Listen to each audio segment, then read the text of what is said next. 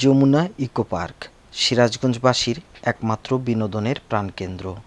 যমুনা পাড়ের প্রাকৃতিক সৌন্দর্য ও এলাকাবাসীর বিনোদনের কথা ভেবেই ২০০৮ সালে বঙ্গবন্ধু যমুনা সেতুর পশ্চিম প্রান্তে ১২৪ একর জমির উপর গড়ে তোলা হয় এই পার্কটি। দর্শনার্থীদের জন্য পার্কটিতে আনা হয় হরিণ, সজারু, খরগোশ, ময়ূর, বানর ও হনুমান সহ বিভিন্ন প্রজাতির বন্যপ্রাণী। ফলে বঙ্গবন্ধু যমুনা সেতুর গা ঘেঁষে যমুনার তীরে নিরিবিলি পরিবেশে গড়ে ওঠা ইকো পার্কটি খুব অল্প সময়ের মধ্যেই ভ্রমণ ও বিনোদন পিপাসু মানুষের কাছে হয়ে ওঠে জনপ্রিয়। প্রতিদিন সকাল ৯টা থেকে বিকেল ৫টা পর্যন্ত পার্কটি উন্মুক্ত থাকে দর্শনার্থীদের জন্য।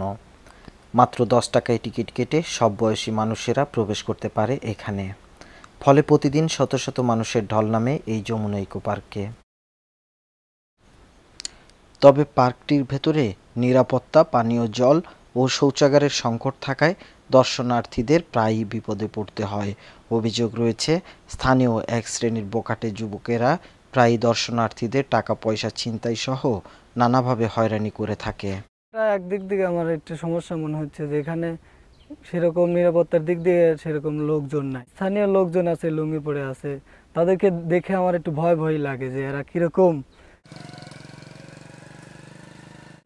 এই পার্কটার উপর যদি সরকারের কিছু হস্তক্ষেপ হয়, তাহলে বিনোদনের কিছু যদি নতুন নতুন কিছু করে, তাহলে আমার মনে হয় যে দর্শনার্থী আরও বেশি হবে। এখানে ছেলেমেয়েরা আসে বেড়াইতে, টোকাই মোকাই অনেকে আছে, কিন্তু এ ব্যাপারে আমরা খুব অ্যালার্ট আর কি।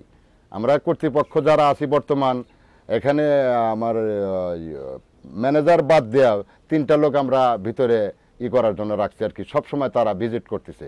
তারপরে আপনি মনে করেন সরকারি পর্যায়ে ভিজিট আছে, এই ২-৩ ঘন্টা পর পর আপনার পেট্রোল আসতেছে, মিলিটারি 2বার আসে, র্যাব 1বার আসে, আর আমরা তো 3জন অনর্গল আছি। পার্কে ল্যাট্রিনের অভাব আছে, পানির অসুবিধা আছে।